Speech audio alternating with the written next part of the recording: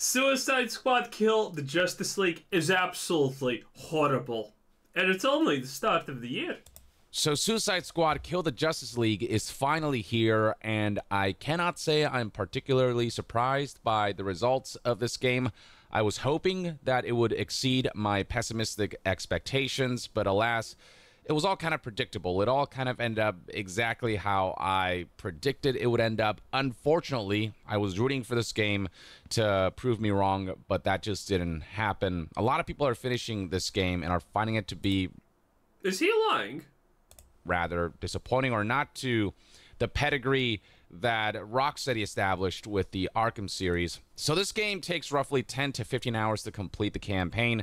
If you go for a completionist route, we're looking at roughly 25 hours. So it's not a long game, and that's fine if those hours are substantial and fun, or just offer something really interesting and something that really pushes the boundaries in certain regards. But Suicide Squad Kill the Justice League is just the most kind of vanilla looter shooter. And even among looter shooters, it doesn't really stand out in any significant way in terms of what it... Well, considering what people are saying about this game, I would not exactly call it vanilla. I would call it the worst of non-vanilla.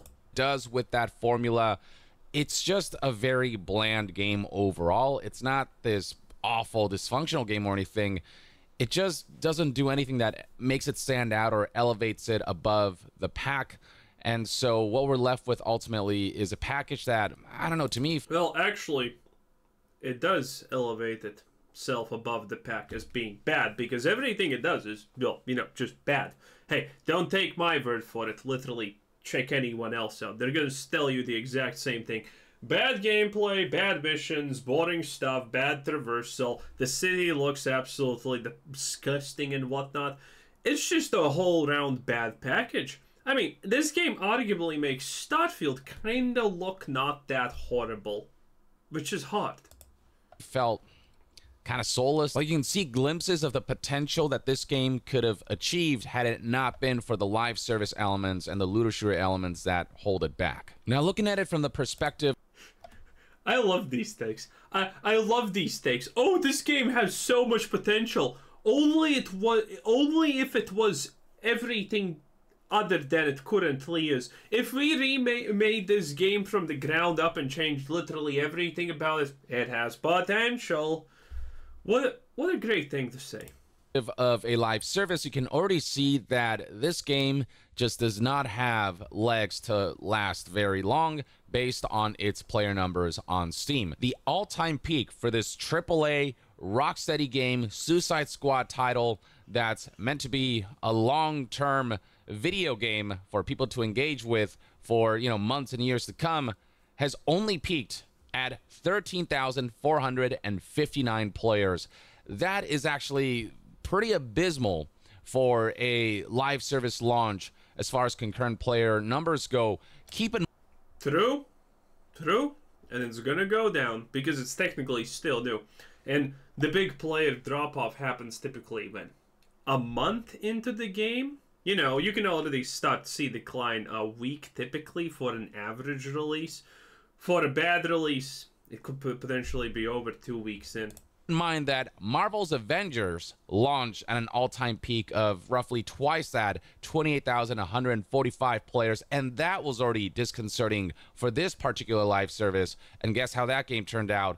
It ultimately ended up not being able to maintain itself for the long term.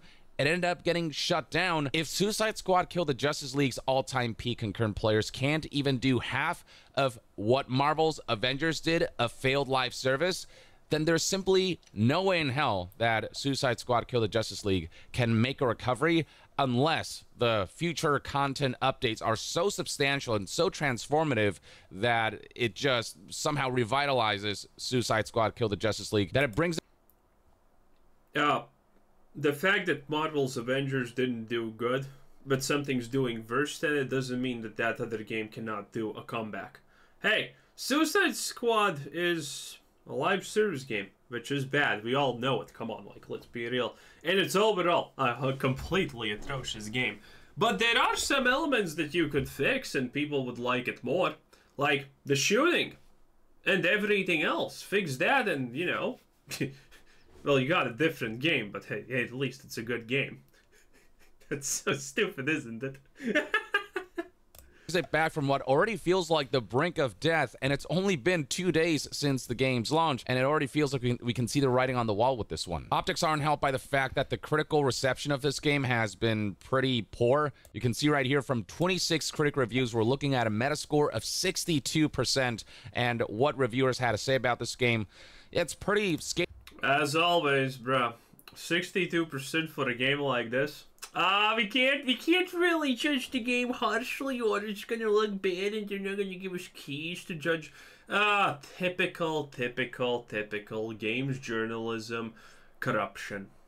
Gating stuff and stuff that I find myself agreeing with as I play through the game. So some of the quotes we're seeing from numerous media outlets include the game falls short in almost every conceivable aspect. Here we have everything good about this game is undermined by its games as a service shackles, which I wholeheartedly agree with. Every single gameplay choice they made went in the opposite direction of what I consider fun to play. Beneath the entertaining action and well-performed characters lies an average looter. Well-performed characters? I don't know about that. Why do you have a guy named Captain Boomerang who shoots guns? At least he should have a gun that shoots boomerangs. Shooter in which you repeat about 5 activities endlessly. The repetition and monotony of this game is what killed it for me in particular. Like, I'm having a hard time finishing it. Thoroughly frustrating game to play, says IGN. Engaging mission design is nearly non-existent. Ultimately falls flat due to the repetitive. There's something like 5 or more missions where you're just supposed to escort the car. Slowly, maybe a wave of enemies appears somewhere, and that car just, like, you know, at a snail's pace goes. It's amazing. It's amazing levels of completely dropping the ball on everything. Nature of the missions and combat encounters. Boss battles against some of history's most legendary characters feel like generic fights. Yeah, I found the boss battles in this game also disappointing, which sucks. Those are supposed to be the highlight. You're fighting the freaking Justice League, and those battles just don't live up to, you know, just how big of a deal that is. Nothing particularly interesting to offer here, says Eurogamer Portugal. Here's GamePro, a shadow of what once made Rocksteady one of the best developers for open world action games. Full package feels soulless, so on and so forth. Anything live service about the game entirely complicates what is otherwise a winning formula. Again, I don't agree with this. I don't agree with the idea that the live service aspect completely ruined the game. The live service aspect just added skins for you to buy, okay? The live service aspect did not necessarily determine that the story is gonna be boring and, well, that everything about the game is gonna suck. That did not do it, okay? Stop trying to say that live service means that the game is instantaneously gonna be bad. The game would be bad even if there was no live service aspect to it. It's that simple. It's just a bad game at its core. Back by its live service elements that I think was a huge mistake for this game. A game that's much better than we were expecting, but also a game that deserved much more. So even the more positive reviews that are sort of more in the green, you know, in the 75% or above, have complaints about it that, you know, highlight that this was not the... What kind of brain damage do you need to have to rate this game above a 3? Package that they were hoping out of Rocksteady, and that this could have been much more than what it turned out to be. Video Games Chronicle had I think the most positive review for the game, and they say that it is a visually stunning anti-hero romp that's fun to play. It's not visually stunning at all. The visuals for the game look absolutely horrendous. I mean, they took so much from us, especially Harley Quinn's luscious behind. Even if the things you're actually doing are somewhat repetitive, even the more positive reviews agree with just how repetitive and monotonous and dull this game can get. And then looking at user reviews for Suicide Squad Kill the Justice League, it's sitting at, you know, roughly 4.3, generally yeah, that's pretty good. Unfavorable. There's not a whole lot of positivity to be found on Metacritic. The hell was that? An 0, 0, not a whole 0 lot of positivity to be 8 found on. Let's actually see what they say. 0. The review contains spoilers. Whoa, garbage. These studios. Yeah, there's a lot of that stuff. This game showed total disrespect to DC greatest heroes. And okay, so first of all, every DC hero is lame. Okay, I I don't like DC. They're stupid, okay? The only good hero that DC, well, he's not even a hero technically, is John Constantine. How many times do I need to say this, old man? Superman is as boring as it gets. The Batman is as boring as it gets. Oh, Superman's not actually immortal and a god. He has weaknesses. Oh, someone can put kryptonite in front of him and then he loses. Broken speed blitz you at the speed of light. The kryptonite's not going to even have effect at the moment when the impact happens and you turn into nothingness, okay? But he doesn't do that. Why? Because Superman's lame and stupid. The Batman, oh, I can't kill anyone. I'm gonna let Joker survive and kill millions because reasons. My parents. Bruh. It can be only so fun watching Batman put his hand up his behind and, you know, save the day through a magic of a thought because it interacts with the fabric of the universe in a strange way before he becomes completely lame and absolutely unlikable, okay? And don't get me even started on Flash. Oh, Jesus Christ, speedsters. DC has absolutely, completely just taken the concept of speedsters and destroyed them. Okay? Like, look at any Flash character. He is faster than existence himself, okay? He can outrun the end of the universe. And what does he do with that? Well, he gets sucker punched in the face while looking at the guy because, you know, Barry Allen, the fastest man alive and whatnot. One moment he can stop a bullet point blank because he's that fast. The other one, a toddler is making away from the crime scene and he can't catch them because he's the fastest man alive. Oh god, the DC is just an absolute disaster. This is just objectively fact, Batman fans and Superman fans. Just stop. Just stop. Batman's not even the smartest guy in the universe. Superman's smarter than him, and Lex Luthor is also, by the way, smarter than him. So there you kind of go. A lot of positivity to be found on Metacritic. Now, if you look at Steam... And John Constantine's actually smarter. The only good part about Batman is whenever he appears with John Constantine, he just instinctually understands his place in the universe, and he starts licking John Constantine's boots and say, "What's the plan, my dear lord?"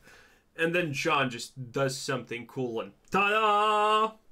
It's great. It's great. That's the only good part about Batman.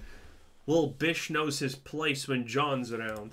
Reviews, you will find that the score is actually better than you'd expect. It's a very positive score of 85%, but even looking at the positive reviews, what they all say is that I'm having fun enough with this game to give it a thumbs up, but it's not worth its asking price. So wait for discounts, as this positive review. People are going to love this game when it's $30. Fun game, but not worth $70. It's a good game, just not worth $70, or not $70 good, so on and so forth. Not my kind of game, but for those who do enjoy looter shooters, there's enough here. The core mechanics are good enough. The combat works well enough, and the mobility options are varied enough. Where the combat doesn't work well enough. The combat is as boring and trivial as it gets. And the traversal options of, you know, getting around the city are horrible. Horrible. I can see some people like enjoying like a 10-hour, 15-hour ride for this game and just kind of losing themselves in the campaign for a bit and experiencing some... Is this just gonna be another classic but fantastic situation? I'm a dad. I have 15,000 children, 3 billion wives, and I'm drunk already at work, and when I go home I have roughly 1.0 seconds to play something, and I'm fine with playing this game. Is that the winner here? Cool DC moments, but overall, as a game from Rocksteady, and as a game that's trying to, you know, live among the other live services that are currently thriving, I feel like Suicide Squad falls woefully short. And looking at reviews from content creators, I mean, plenty of negativity. That you'd be hard-pressed to find any positive reviews. Some of them are out there, but generally, for the most part, people are not recommending the game or found it to be a soul-crushing experience, or, you know, yeah, it is just not a positive landscape as far as optics for the game is concerned. And I guess to top it off, let me talk about my experience with the game. I've got some notes here that I want to talk about. Okay. So the pros of this game, the stuff that I found ideal or adequate or good even, include the cutscenes and overall presentation. I think are well done. It's fun to watch the cutscenes of the game. I think the voice... Some cutscenes are actually funny when Superman appears. This guy's like, ah, yeah, and then he understands, wait a minute, shit, fuck, Superman.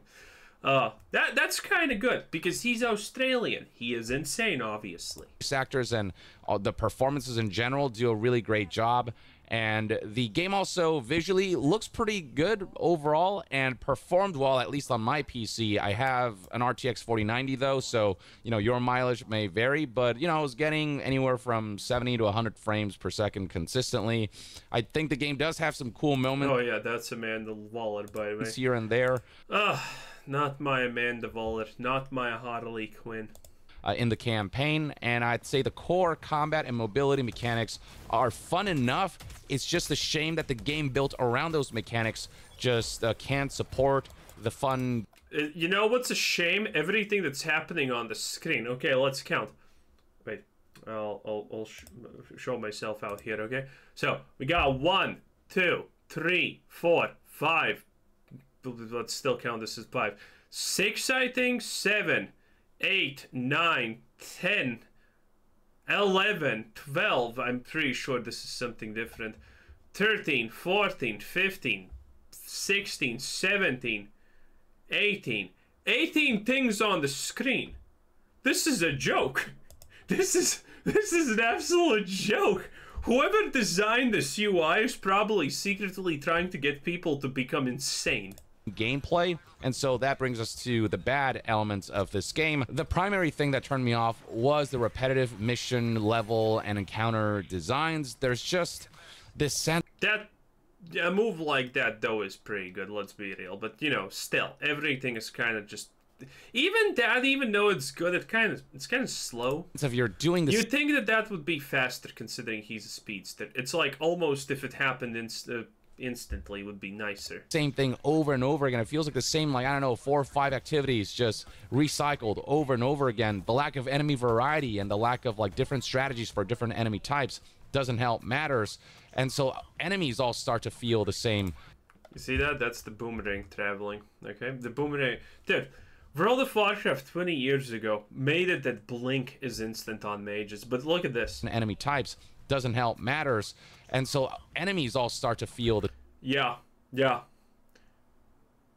Oh, that's sad. That is absolutely sad. The fact that you throw the boomerang, and there's technically a loading screen while you go to that location is just wild.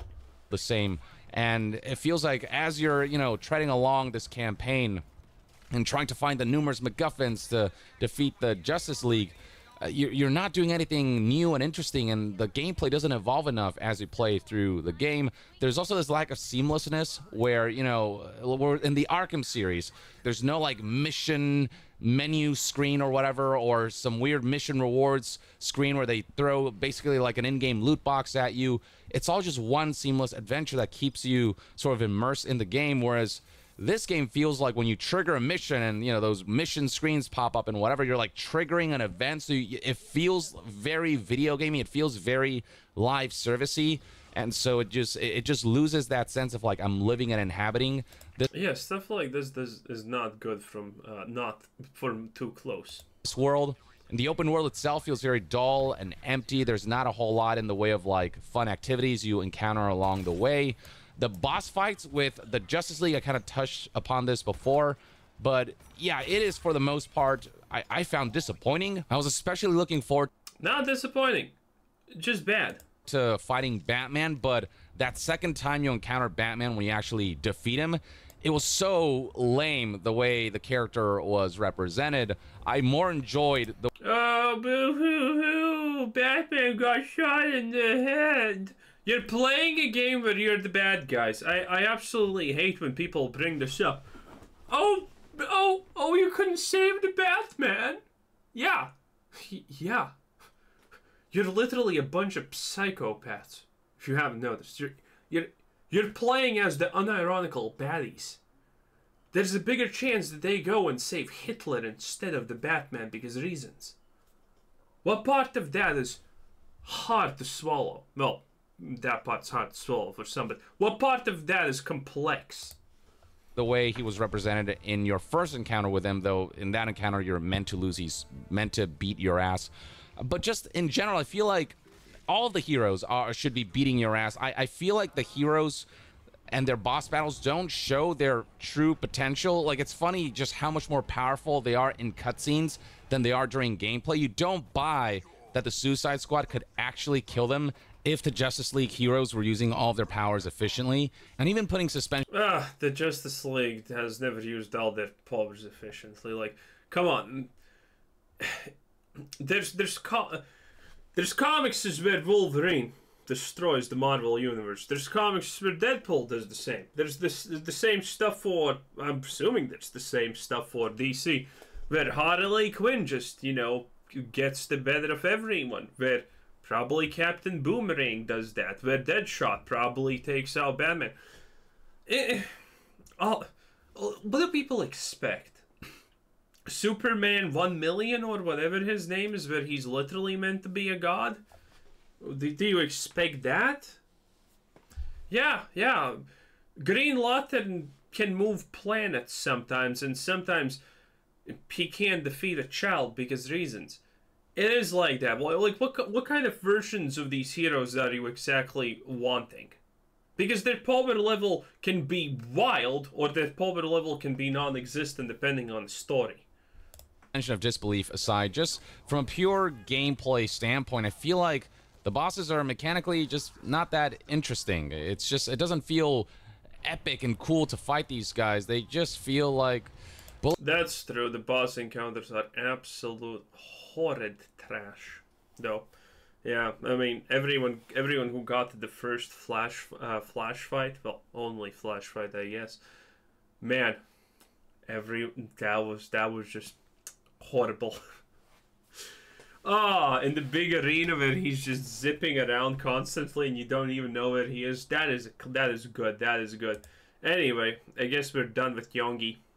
And discussions. Stay tuned right here on Young Yeah. Young Yeah. I'll see you next time or now. See you guys next. Young out. Time. Young out. Yeah, it is what it is. Anyway, this was Quizzers and thanks for watching. Subscribe if you haven't already, and have a nice day. Bye-bye.